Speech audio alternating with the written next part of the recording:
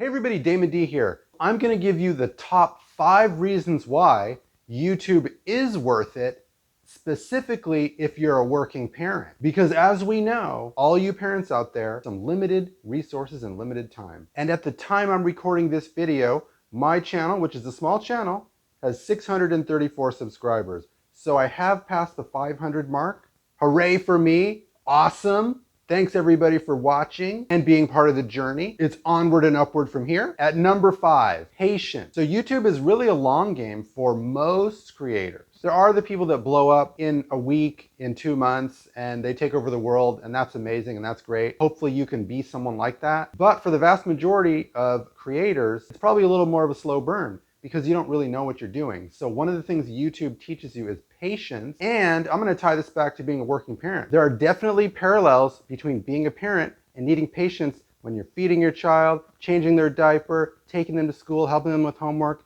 and YouTube, because you want those things to go a lot faster than they actually can. At number 5, patience. At number 4, dealing with adversity.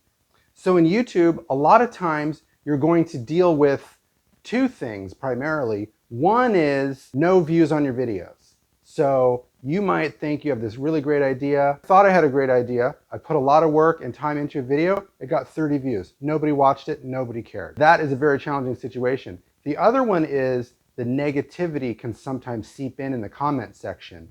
So I've had people call me stupid.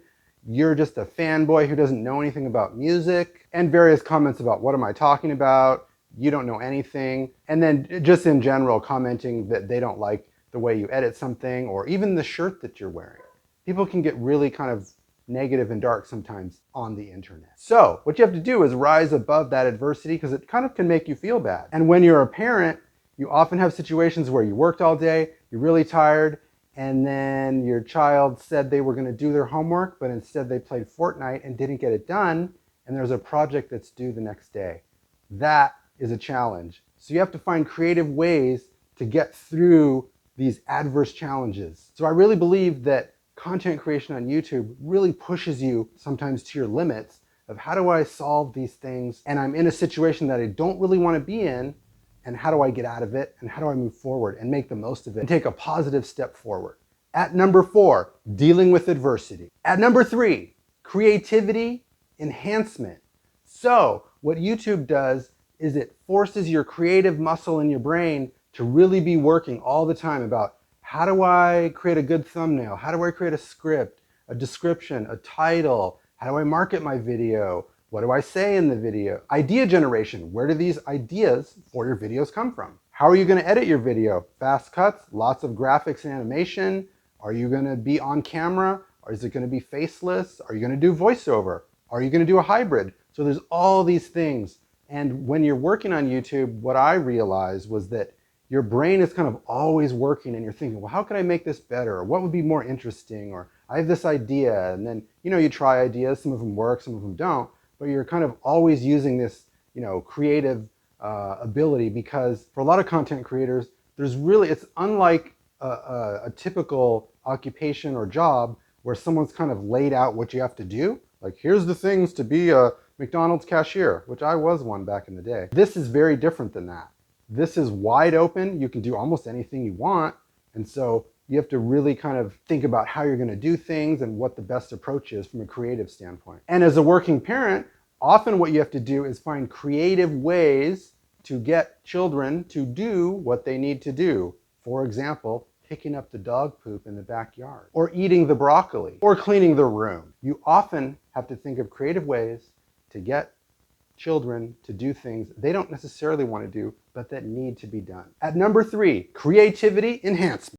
At number 2, efficiency. So to work at your maximum capacity when you're doing YouTube, you have to be really efficient because there's so many different things you have to do, right? You start with an idea, and then you have to create a thumbnail, a script, a description. There's SEO. There's other social media platforms where you're going to share your content. There's all these different facets of it. There's editing and lighting and audio and the whole thing. And so to complete all those things and output a final product, you really have to think in a more efficient way. One of the things I like to do is create folders with each topic And then as I create assets for them, whether that's a thumbnail, a script, a description, a title, I put them in. Maybe I record an intro or an outro, I put them in. And then that way it doesn't feel like I'm starting from zero every time. And it's this overwhelming thing of, oh my gosh, I got to do this big long video. It's going to take me 20 hours. I don't have time. And so one of the things is you have to think of efficient ways to make things happen. And as a working parent, you've worked all day, you've been really busy, and you have to think of, well, now I got to make dinner. Maybe I'm doing the dishes after I made dinner, and maybe I'm driving someone to soccer practice as well. So there's all these things that you're doing, and one of the things I've done is maybe there's a soccer practice and I can take my computer and write a script, or I can edit a thumbnail, or I can come up with an idea. Even just a pen and a paper, I can just come up with some ideas so that you're using your time in the most efficient way. So I think YouTube really makes you focus on how to do that. At number 2, efficiency. And at number 1, it's not about you. Earlier in the video, I gave an example of content that I had created that I thought was interesting, that people would want to watch, and it got 30 views. No one watched it, nobody cared. It's the worst performing video on my channel. So what I took from that was, well, what I think is probably not the determining factor on what people are going to watch. So what you need to do is create content that's based on what people are interested in, from an education standpoint, from an entertainment standpoint, a current event standpoint. So you have to look outside yourself a little bit, which can be hard to do because sometimes as a solo creator, it's only you. So whatever pops into your head, you could put out there. And oftentimes you think, well, I think I know what's best, or I think I know what people are going to be interested in. And that's definitely the challenge. Once you change that a little bit and provide value for the viewer, I think the views can kind of escalate and your channel will continue to grow. Now, as a working parent, what do we know? Do I need to even explain this? If you have young children, you really know what this means, which is you may not get to sleep in. You may not go to the restaurant you want. You may not get to go to the movie you want.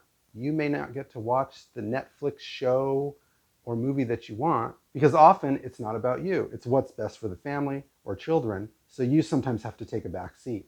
And I think one of the things is that's actually not necessarily a bad thing when it comes to YouTube, is that you kind of have to go outside yourself a little bit. I want to thank everybody for watching this video. So I would really appreciate it if you like and subscribe. It really helps the channel. And if you didn't like the video, you can put comments in too.